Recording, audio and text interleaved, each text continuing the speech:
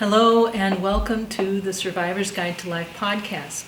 Today, Peter and I are continuing to talk about the COVID-19 pandemic.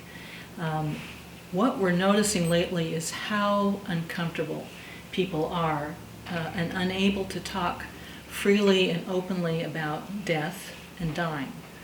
And we have some thoughts that we want to share with you today about what that shows us about our culture, our community's real difficulty in facing our own death, our own mortality, and what do we lose by not looking at that basic fact that we all face. Hello again, and welcome to the Survivor's Guide to Life on KPCA Petaluma 103.3 FM. I'm Jenny Stephenson, your host, and joining me is Dr. Peter Bernstein. Today we continue in our series on how to survive through adversity.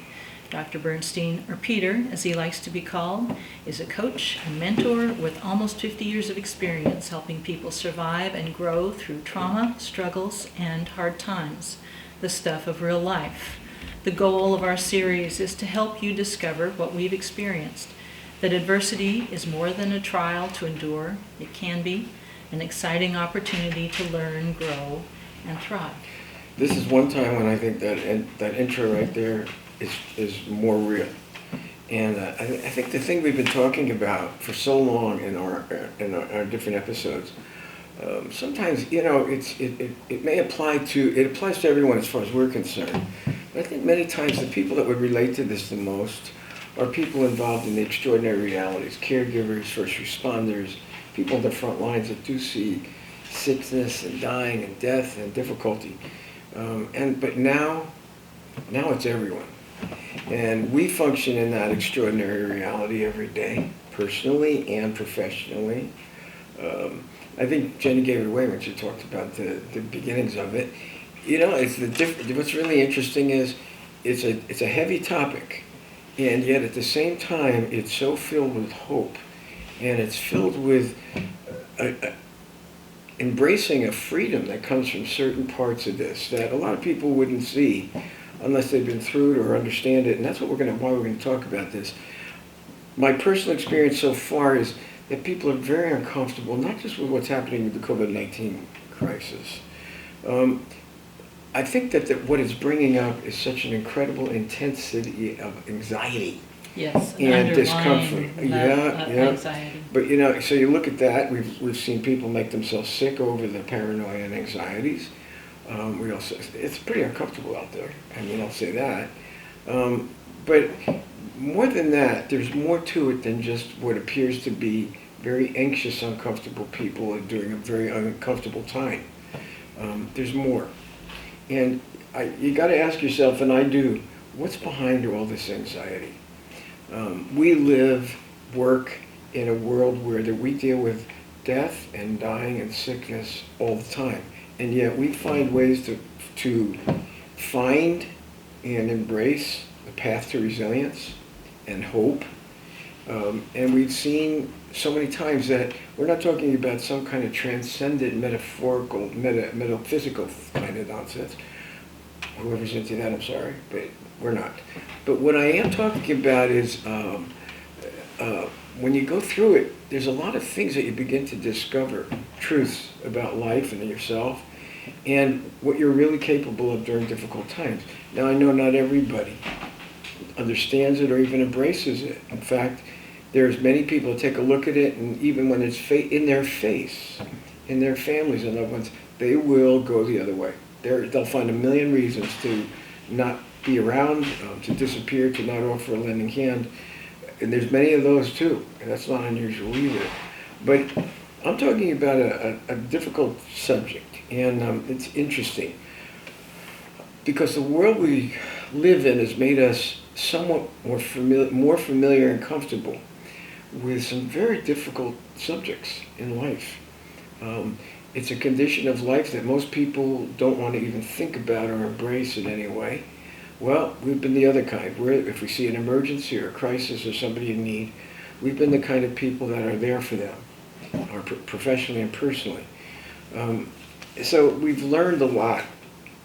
We always are learning. about ourselves and as caregivers and first responders, dealing with people in tremendous pain, families that are really struggling with horrendous difficulties. So it's something that we've been through an awful lot, so we're kind of familiar with it. And the people that surround us, they're familiar with it too.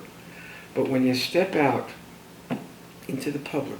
You did that this weekend, or was it I've been, yesterday? but this weekend I saw a difference. You had a really kind of a moment you shared with us this morning with a neighbor that really kind of crystallized what you're talking about. Well, I've seen it a number of times. People have asked me, they ask me about my wife, they ask me what we're doing and how we're doing, and I tell them. And I can tell them in a way that's not just matter of fact, but that's very alive and very forthright and authentic and genuine. That's the way I am. But what I'm seeing is to talk about the subject of death and dying is a very heavy subject for a lot of people. Now, I'm not saying I talk to them in a depressing way. I don't.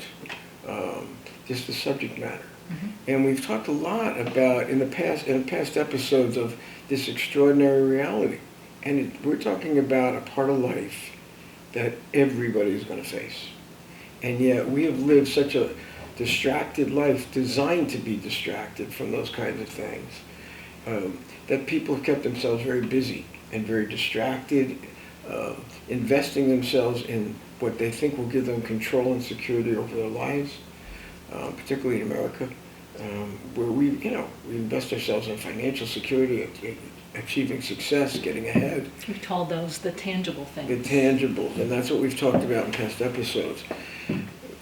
I think when we first talked about it, we talked about it during the Great Recession, because we saw so many people being stripped of everything that they thought would give them control over their lives and security, and it was taken away very quickly, and pretty abruptly and painfully, for sure. We saw changes that people went through during that time.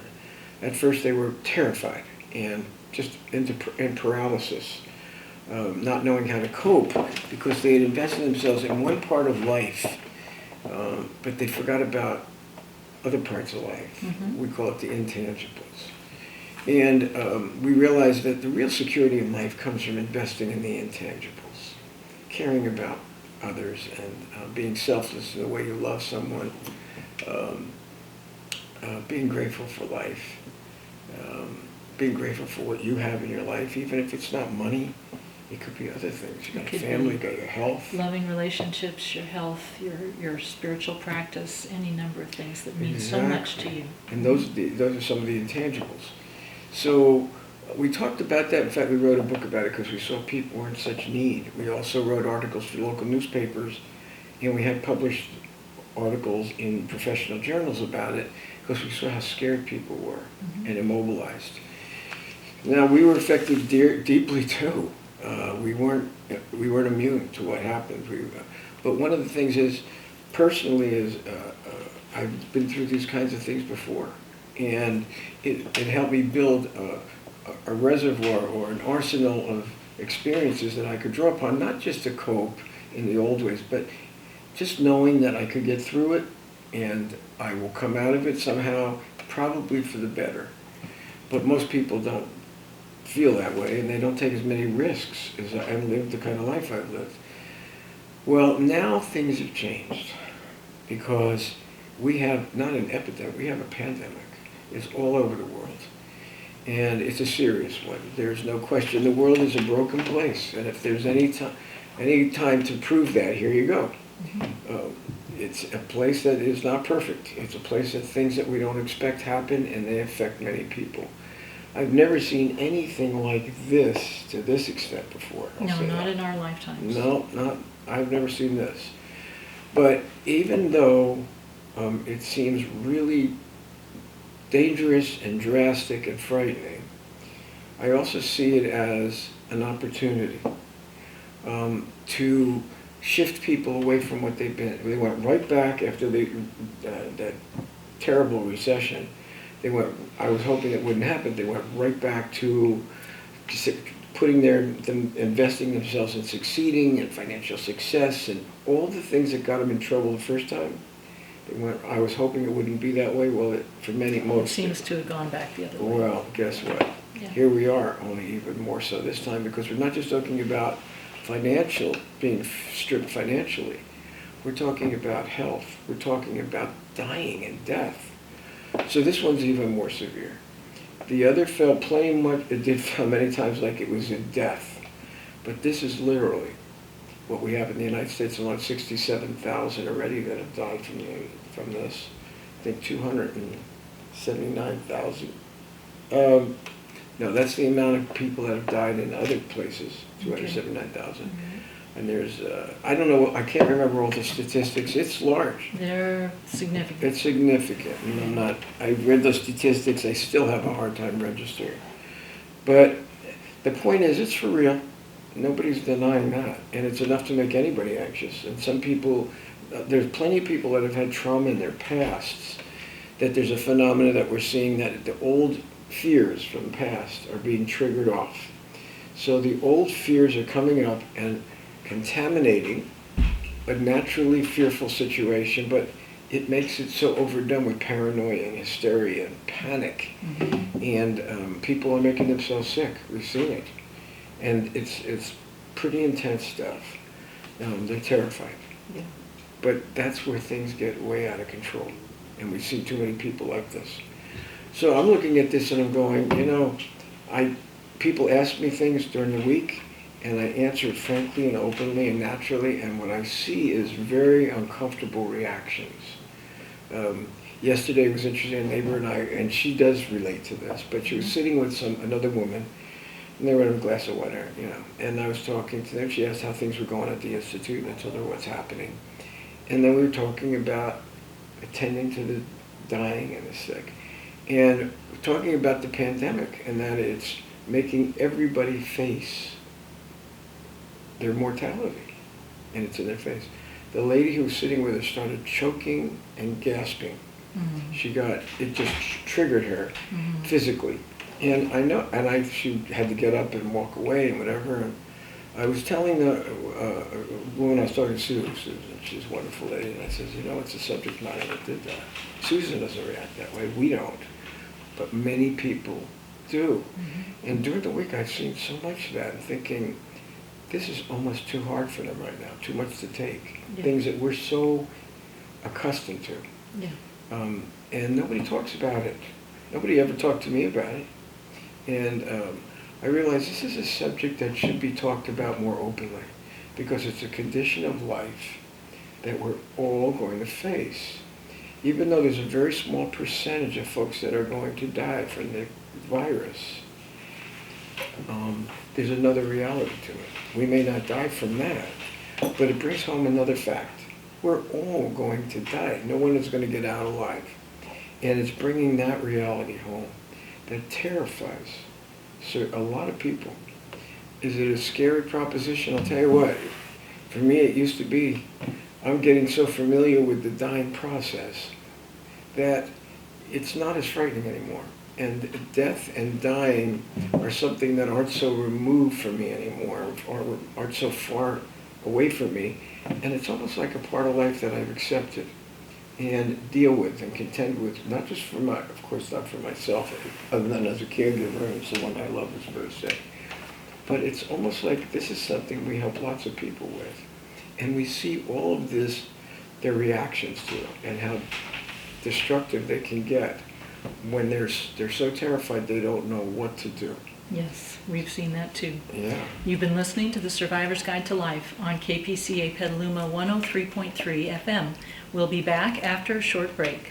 Welcome back to The Survivor's Guide to Life. I'm your host, Jenny Stephenson. Peter and I are talking about the fear that so many people feel now around the pandemic, the COVID-19 panic. There's the current fear of the disease, of death and dying in that respect, which, because we have been in this extraordinary reality that we call it of really working and living in a milieu of death and dying. There's a big word, but that we know that it's not just that is triggering the panic that people are feeling, the fear that they can be feeling can also be something that has been triggered from their past, that has happened to them, an experience or a loss. And then even beyond that, we know that there is the fear that we carry of our own death. Right, and yes. And one of the things, I want to just refer to an article, and I'd like anybody who's interested, this is a great article, and it was, where did we find it? In the Wall Street Journal. But it's written by C. Cavan Rowe, who's a theological professor at Duke University. It's called Dying Gives Us a Chance to Confront Truth, and it was published on Friday, the 27th of April. It's an article that says a lot of what we say. And I love the way he spoke about it. Now, this is a man who's a professor, so he's an intellectual, right? And yet this paper... He doesn't write from that place. And the reason is his wife is dying, and he's been her caregiver, and he's had time with her. And he talks about what he's learned and what he continues to learn with his wife. And I personally am also going through the same thing with my wife, as well as my mother, and helping other people deal with issues very much the same. So it's something that I could relate to. I also felt that it was so timely.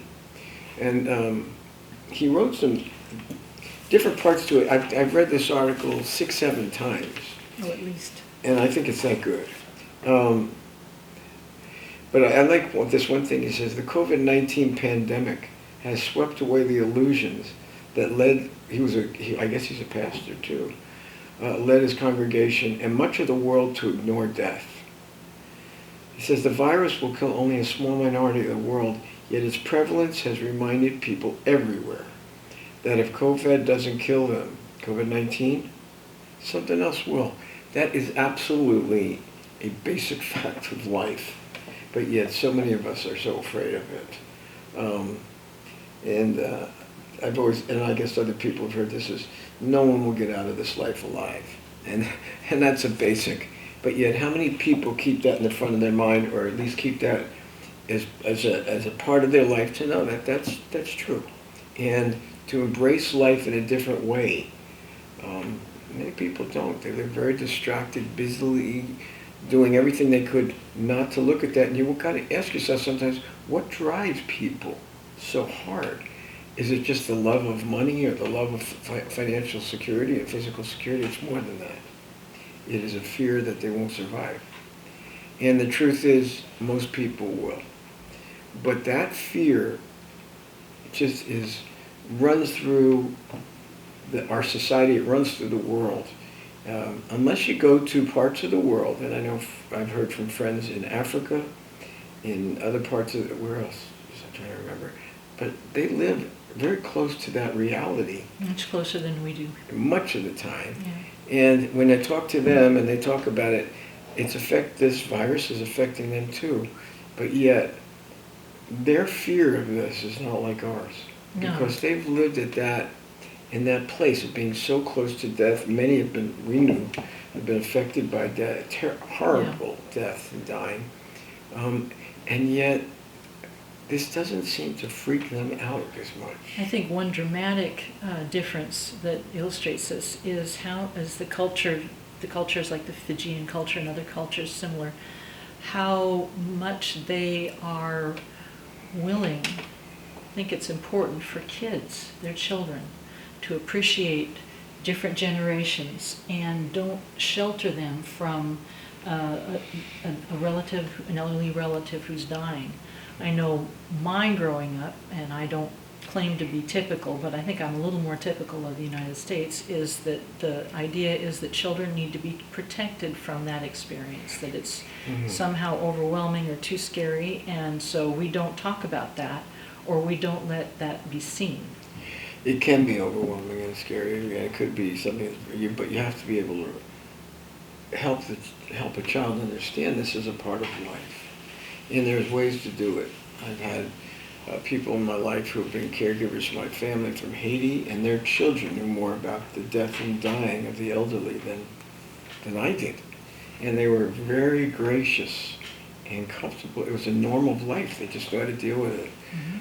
I've seen it in Fijians. I've seen it God, I can't, my mind's going blank, but I've seen it, but not in America, not in our culture. And my guess is in the European cultures it's also true, not just ours. But this man, what's his name? Excuse me again. Cabin Rowe. Yeah. He writes very interestingly because he talks about the dying process. And he says, you know, most people think a quick death is the way to go. Yeah, I just die in my sleep, don't feel it, perfect. Or someone's just, and he says, the opposite is true. And I can affirm and attest to he's right.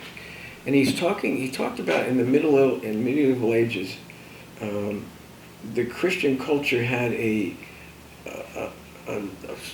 practice. A doctrine or a practice. Yeah. And it was called Ars Moriendi. And it had to do with, so I understand it, but developed a set of practice to help us tell this truth and to prepare for death. Ars Moriendi. The translation is the art of dying. And he was saying that in our culture, it seems to be a good thing to see a death coming quickly and to get it over with. And he says the opposite is, this doctrine is and practice is different. I agree with him. And what Ars Moriendi does is it talks about how much you can, the process, how much it teaches us and how much we learn. How much we can learn by preparing for this important event. And boy, does it put people, all of us, through changes. Nobody's immune to it. Puts caregivers through it, puts family members through it. Oh, first responders, doctors, nurses, absolutely, puts all of us through it.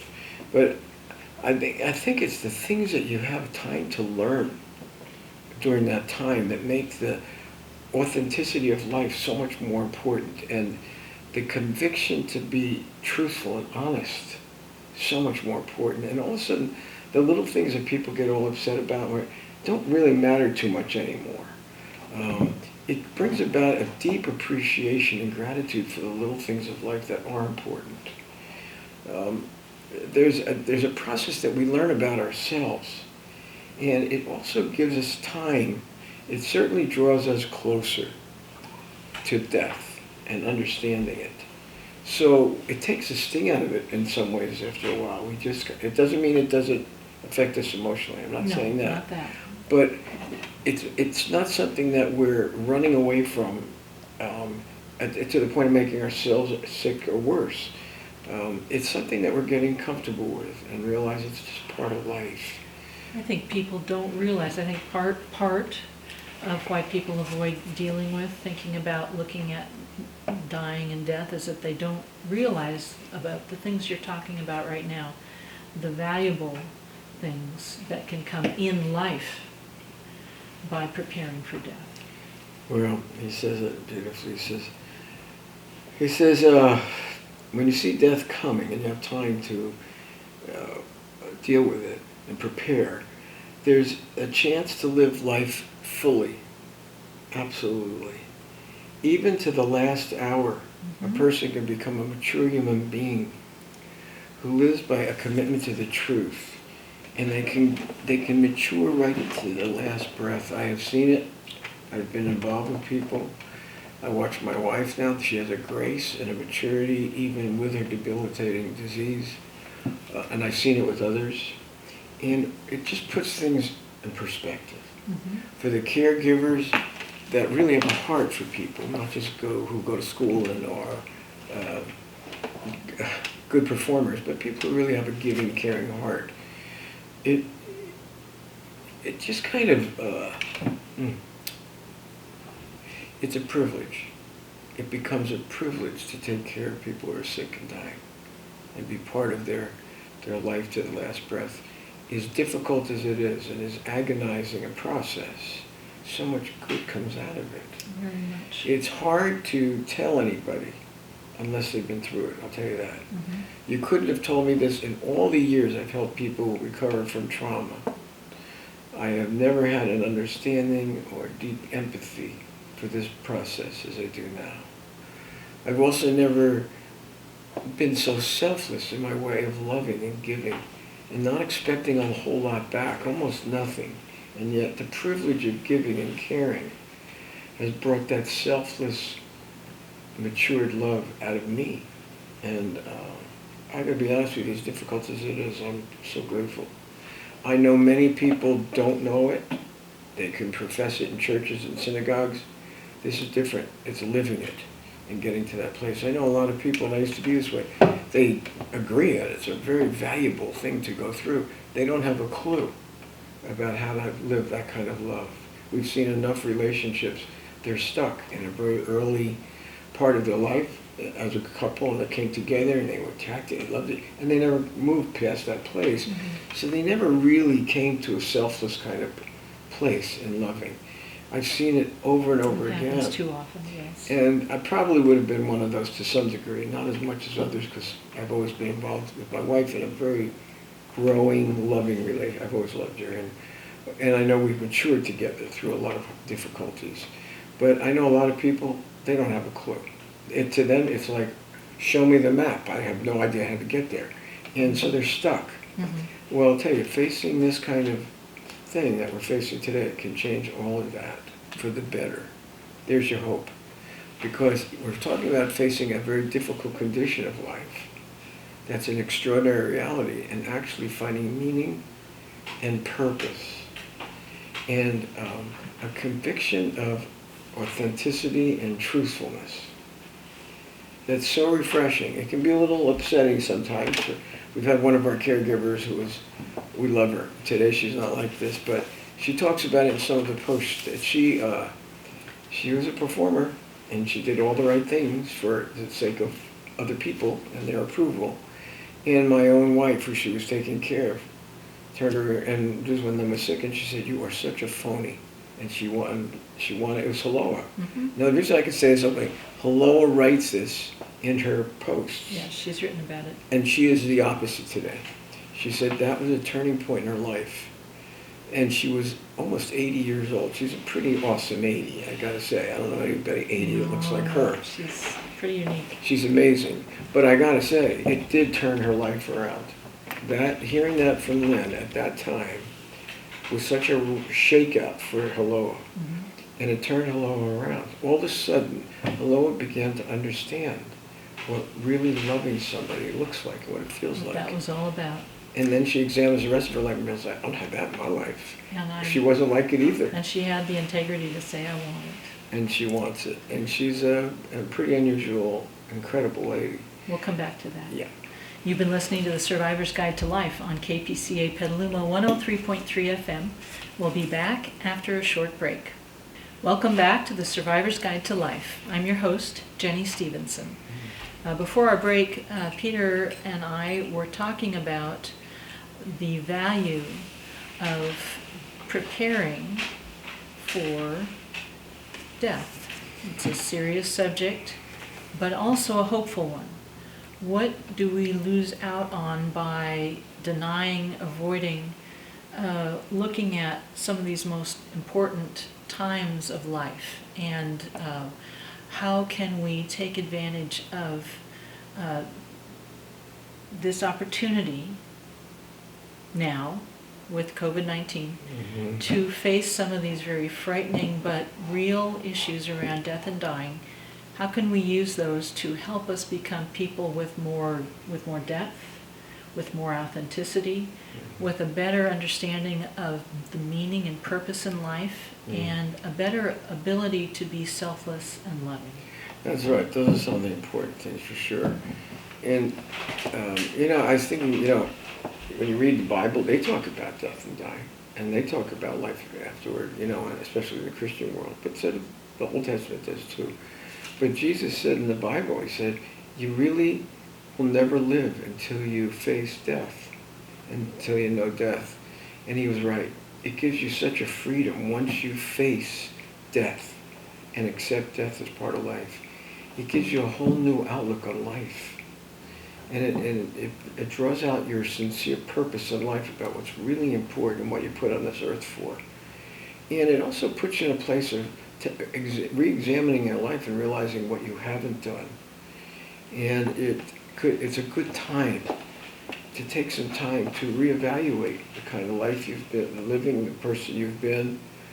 Are you a person that lives to please others and works to just for their approval? Is your whole identity based on pleasing others? And is your whole identity based on, here's a good one, and we really see it now, I'll talk about it in a minute. Is your identity based on your career and the company you work for? Do you know yourself outside of your work, outside of your corporate trappings, outside of your career talents, whatever it is? Do you know who you are personally? And I've seen a lot of people, they don't. Yes. This is a very good time, this time of this pandemic, to look at those things. Painful and agonizing, oh, it will be, but it's still so valuable to your life. Today we had in a staff meeting, we were talking about we have a calling to train and help caregivers of all kinds, first responders, caregivers, on self-care, because they're committed to living in an extraordinary reality that a lot of people don't choose to do. It's a difficult one, very distressing, but yet these people do. And it's a sacrificial role that they're willing to take on. And they feel very called to it. Yeah.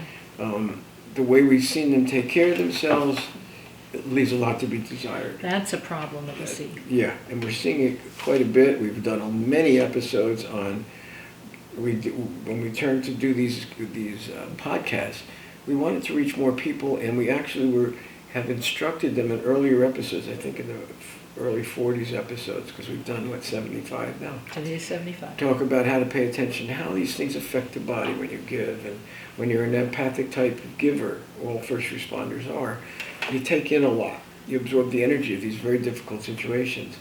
There's not too much training that I've seen that really understand. They may understand after difficulty you need to debrief. That's not enough. One of the really extraordinary calls that might go out on that is just very devastatingly traumatic, but the day-by-day regular trauma of the day that isn't seen as something that needs to be looked at and dealt with. And it has a cumulative effect. We talked about the statistics too of cancer rates, substance abuse rates, suicide rates, divorce rates for first responders are all quite a bit higher than the average population. 80% divorce rate. And we see this as a direct result of this intense traumatic intake that doesn't get dealt with. That's right. And they don't know how to deal with it, but they're good people. We're not saying that. Good they're people. Very good people. But yet there's a certain defensiveness they have about it. They're on the front lines, and they deal with overwhelming, frightening situations. Death and dying. Yeah. And they have a facade that makes them feel like they're stronger or more and no one can understand it other than the people who go through it themselves and are in that job. It's not true. But that is part of the armoring of first responders. We've seen it in caregivers too, but more for the more literal first responders. Mm-hmm. Good people. I have a real heart for them. Mm-hmm. But I also know when it comes to real self-care, what I see with the really high cancer rates, much higher than the norm, suicide rates, much higher than the norm. God, there's so many things. Divorce, who's 80%? That's a shocking statistic. Yes. But and the alcohol, the drugs, all pretty kind of common, mm-hmm. And they live it. It's part of their culture. And at the same time, there needs to be a shift, and I think there is to some degree, that unless they do self-care, they're going to burn out, and the negatives are going to start happening, and their health is going to go. I have very good friends that are first responders. It's happened to all of them. Mm-hmm. There's not one that's escaped it, and they're very good people. So we know it's true. We've seen for caregivers, we've been involved in helping home caregivers and professional caregivers at home, and we've seen how dedicated they can be and selfless, particularly for other cultures. Self-care, though, they sure don't have that. And some of the best caregivers we know are from Haiti, from Fiji. We have some on our team that are remarkable people. We've also seen self-care doesn't seem to be built into their culture. Not at all. And it's very important. No. So we've been teaching that and emphasizing, because we talk about the way to find resilience even through the difficulties and the struggles and pain and suffering. Okay, here we are. Everybody is facing an extraordinary reality. Everybody is in this. That's the big, huge change. Yes. Before it was a very specialized part of the population that do this work. Now it's, you don't have to do the work. All of us are facing this extraordinary reality. Yes. You don't have work. Your health is on the line. There's a lot of fear. There's a lot of things filling the media about how dangerous things are and what you need to do. And I've seen people become absolutely paranoid. We've seen people act very badly to each other, particularly in the early parts of this. They feel threatened, Yeah. yes, and then they lose track of how everyone around them is in the same position. Right. So we've seen it, but we know that they can come through it. But what I am seeing is not just the high anxiety, it's the fear of dying and death. Yes. And how people have kept it so far away. Now it's facing them every day on a massive level. I think that out of that, a lot of good can come. You mentioned them just after the break. You mentioned some good things that come. Mm-hmm. You said that if we're able to face death, with that comes a freedom and a sense of purpose, a time, an ability to really examine your life, what you've done and haven't done, reevaluate, and have a chance to look at changes you might want to make. When you mentioned freedom, what did you mean? What kind of freedom are you Well, talking about? I think there's a few things that really happen. It frees you up to be committed to the truth and to value what you have so much more, and to begin to discover the purpose of your life and what's happened. Because you can't help it. That just seems to be something that begins to come out. It also says, this man says it, he says, death no longer seems so far away. It says, training for it and experiencing its closeness has brought certain gifts. The gift of clarity, of clarification, finding your purpose, and love are what human beings spend much of their lifetime longing for and failing to find. When you're faced in a situation like this, the challenging situation is in our faces. And we can look at it as terrible, or we can look at it as an opportunity for real change and growth. I look at it that way. I also know it brings up the emotions, for sure. Nobody's denying them. But we've talked about it in other episodes. We had 10 principles on how to cope during difficult times and survive. And we talked about the spirit of fear. And the spirit of fear is around it. It's all over the place now. The key really is, of course, everybody feels fear. And some of it is very healthy, because you got to take precautions. But we're talking about not letting the spirit of fear take you over and determine your becoming, instead of being responsive, you become reactive. Reactive, yeah. And you begin to do things that are not very constructive and not very good anymore. So when that happens, we tell people, okay, that's acknowledging the emotion is very important. In fact, having a way of getting through it is also very important. We help people do that all the time. But to stay there and to let it consume them will control their lives. And if that happens, and it does, people do some very destructive things to themselves and others. Yep. We've also seen people who get so fearful they don't even want to look at the truth of the situation. And those are the people that bury their head in the sand, or they run away and deny the reality altogether. That's fear-driven too. Mm-hmm. And what's the fear behind it all? They're afraid they're not going to survive. It's that simple, that they're going to... And that they can't look at that. And they're afraid to die. Yeah. So we've seen that. We've seen many reactions. We've seen people make themselves really sick. Physically sick. Yeah, absolutely. We've seen people panic. We've Mm-hmm. seen a lot of that. Yeah. It's not those are when the spirit of fear, the physical manifestations of fear are taking over a person. There are ways to get through it. We take people through it all the time. You do need to purge it and learn how to decompress it. But it also is recognizing for what it is and knowing how to deal with it. We're not saying don't be emotional.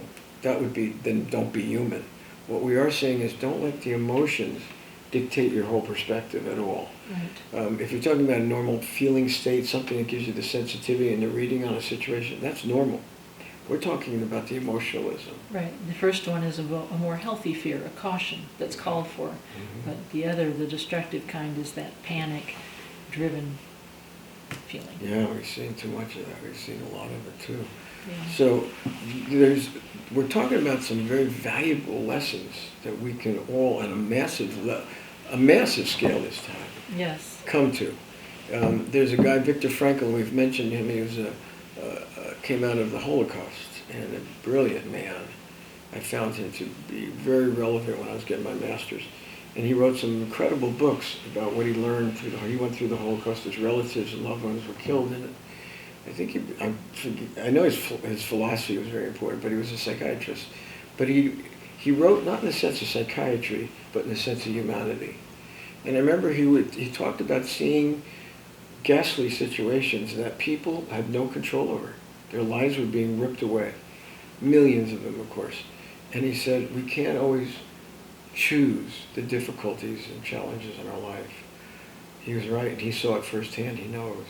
But we can choose how we respond. Let's stop at that point. That is so important. You've been listening to The Survivor's Guide to Life on KPCA Petaluma 103.3 FM. We'll be back after a short break. Welcome back to The Survivor's Guide to Life. I'm your host, Jenny Stephenson. Peter and I are talking further about fear and the value of being aware of it, working through it, instead of being controlled by it. And that it is possible to come through the other side of debilitating fear and grow stronger. Just before our break, Peter was mentioning Viktor Frankl and how the profound truth that he shared, which was that we cannot always control our circumstances, but we always have a choice how to respond. Mm-hmm. And we can have dignity right to the end, just like C. Calvin Rose writes, is right. For he and his wife. Yeah, and he was and about himself. But he says something that's really, he says, when we accept the truth about our mortality, we can also experience remarkable freedom to take the time to say, I love you. To stop nursing resentments, thinking that forgiveness can always wait for another day. To cease pretending that little annoying things matter so much. To pick up our heads and look at the beauty of the world. To examine our beliefs about what really, really counts in life. As much as we can to mend relationships. And even for those who've never done it, to pray. He says if we take the chance it gives us to become truth tellers, lovers, and reconcilers. He says we may well wind up giving thanks for what we've become out of all of the difficulty. I think that says it beautifully. I've seen that happen before, and it's happened for me, and it's happened for many, many people that have been through crises and difficulties before. They really wind up being thankful and grateful for what they learned through the hardships and difficulties and suffering and pain. As unjust, as unfair, as brutal as it may have been, there's good that can come out of it. I really believe through this crisis that's going to happen. I think it's for some people it's beginning to happen, but for most they're still living with such visceral fear, and they're afraid to get sick. They're afraid they're going to die. They're afraid someone they love is going to die. Yeah. When you look at it that way, it can cause terrible hardship and make it a hell on earth. It does not have to be that way. The reason we're doing this today, this broadcast, is because we're seeing the impact of this fearfulness, of this anxiety. And we're seeing how important it is for all people to begin to look more realistically at life, not to grow bitter and cynical. And not to become just buried in depression or despair. And we're seeing enough of that already with people. No, and that's an indulgence. And that's a very costly one at that, by the way. And yet, we're not telling people not to go through the emotion of it. We're telling them, you're going to need to find ways to work it through. We have work that we've developed over many, many years that helps people with the accumulation of this emotional tension and energy in their body, and how important it is to get that freed up and out of your body so you can come back to a normal balance in your nervous system, your whole physiology. Is it possible? It's essential. It is. Yep. And animals do it. I mean, they'll go into this, fearful place, but they let it go. For them, it's a very natural process. Yeah. That because we have the cognitive function in our brain, we can interrupt that process. And many people do, unfortunately, and then we're stuck Yes. with this incredible intense energy. And that drains our physical health. We're not designed to hold that. And yeah, many first responders do, many caregivers do. I've done it, you've done it, we've all done it. The key is don't stay there. Get help, talk to others, reach out. Find out that you're not alone. That's another important thing. As bad as things are may be for you, take a look around at what other people are going through. There's many people that are having it far worse than you. I think one of the healing principles that we always talk about is begin to reach out to others.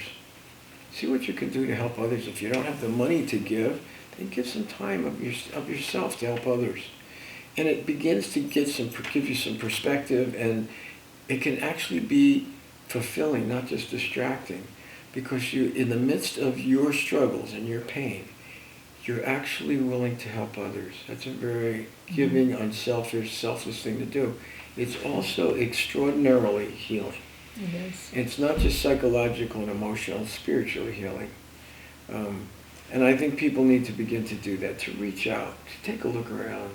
There are so many people that are suffering, that are homeless, that can't afford food. They're having trouble getting food, yes. And they don't have jobs. I was just reading about New Jersey is one of the most heavily hit by this, New Jersey and New York, but New Jersey primarily. And people are on food lines in New Jersey for miles. The cars are lined up to try to get food because people can't afford to feed themselves and their families. I grew up in New Jersey. That's a state you wouldn't expect it, and yet people can't work. Yeah. They don't have money, so they're doing this. And to reach out to a family like that, or to reach out to folks that don't have enough, and to help them in spite of how difficult your situation is so selfless and so healing. Not just for them, for you. For you. Yeah. The other he talks about, and this is a tough one at times, to find a way to forgive. This is a time to realize how important that is. Now, I don't claim to be 100%er on this one, but I know it's important. I've forgiven a lot of people. I know that there's things that have happened in my life more currently that I haven't totally forgiven. And the actions that people have done aren't good. I'm not saying what they're doing is all right, but to carry the grudges and the bitterness is so draining on me that I realize that life's too short to do that. There's more important things to put my energy into. I think that's part of one of the things you say about freedom. Letting go of old resentments and grudges does give us a sense of freedom. No, it does. And if you can't do it, make sure you're surrounded by some supportive people. We at our institute, we're all caregivers and responders, but we work in teams, and so we can support each other, and we do. And just to have the conversations we do to help each other to take care of our own, we do it. It pays off in spades. We don't have too many people turning over and looking for new jobs. Not that we're a high-paying place, but we take care of each other and we make sure everyone is okay. Compared to what caregiving agencies do, they may pay them well or not, but they make money off of it. But their turnover rate's 70 or 80%. Ours is maybe, I'm thinking, almost nothing. Almost nothing. Over years, because we know how to take care of our people, and it's not because we have a lot of money to pay. It's more. There are more important things to deal with. We want to convey today that out of this very difficult time, you're being forced to look at yourselves, just like we all do as caregivers, because we're facing situations that we can't control.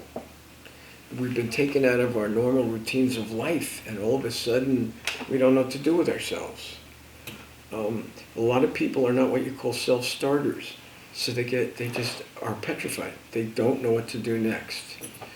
This is a tough time. This is really tough. People can't work.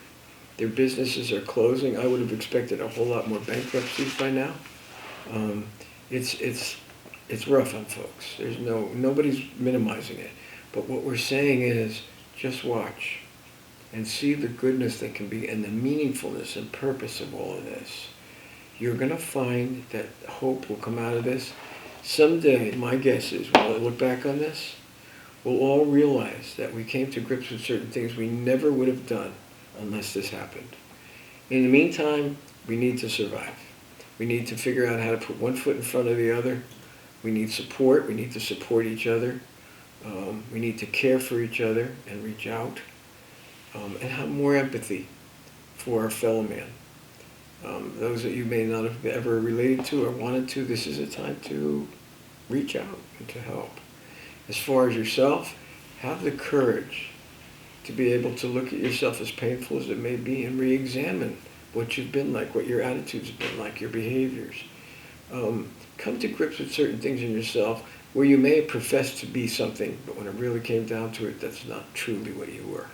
This is a time to find the genuine you and what purpose you have in your life, and probably what you're going to do for the rest of your life, where you can find true meaning and caring and love now that you couldn't have found before.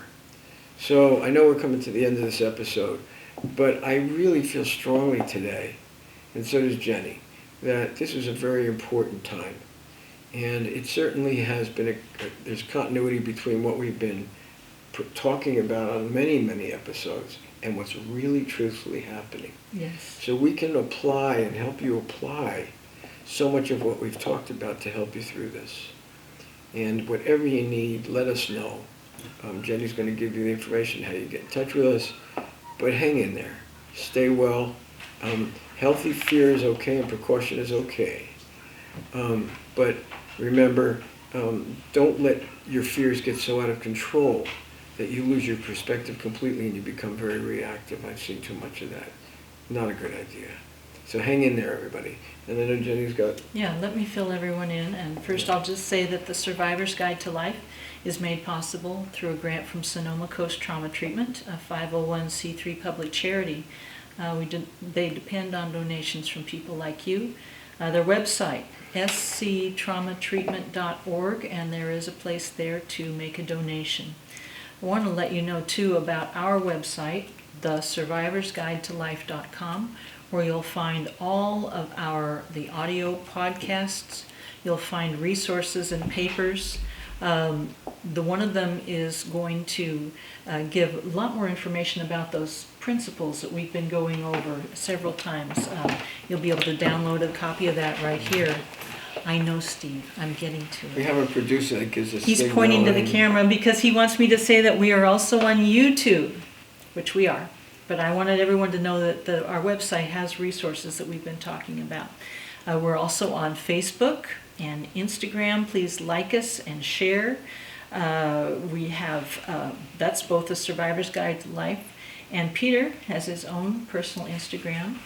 Another resource that's available is Peter's book, Trauma, Healing the Hidden Epidemic, which is available at Amazon and other book-selling outlets. We wrote some new papers on that specifically. And there are many papers on our Survivor's Guide to Life website, yes. Mm-hmm. If you'd like to get in touch, and we would love that. We would love your feedback and any questions you have. Please contact us at 707-781-3335, or you could email me at Jenny, Jenny, at bernsteininstitute.com. We thank you for listening, and we will be back again next week. Stay safe, stay well. We hope that what we shared with you today is of real value and meaning for you. Stay well.